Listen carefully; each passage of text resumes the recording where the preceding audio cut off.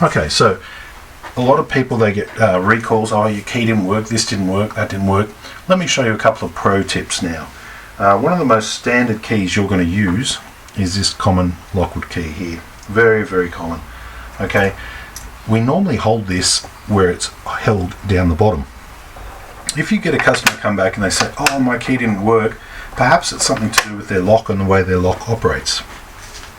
So instead of holding it down the bottom groove right here, we can use a jaw and hold it in this next groove up.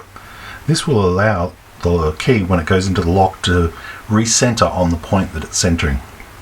Most locks center on the base, but very rarely you'll get one that'll actually use this groove to actually line itself up. So if you find you're getting keys come back and they're not right, first thing to do is actually check with vernier calipers. These things here, check your grooves, see what size they are. Now if they're extremely close, you're fine. Like right, I'll show you what close is. 8.82. Okay, if we were about 8.81 or 8.93 or 4, that is close enough. That's extremely close. 0.8 mil, so that's not a tenth. I think it's like a tenth of a mil, 20th of a mil, basically 20-30th of a mil, which is not much at all. So if I wanted to recut this key because the customer came back, I'm going to hold it in this middle groove now. I'm going to flick over to jaw D, I believe it is, and that will allow me to hold the key now into that jaw. And once again, I will go through and line up with my shoulder. That's one little option you can do. Now, if your machine's well out of calibration, it's some old machine you picked up from a garage sale years ago, good way to check if your machine's good enough is to put in 2 key blanks.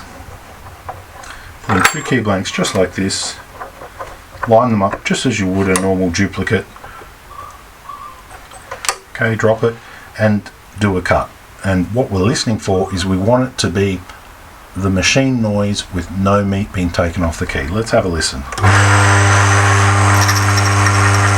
I can hear only a slightest of fraction. That's taking a little bit of meat off.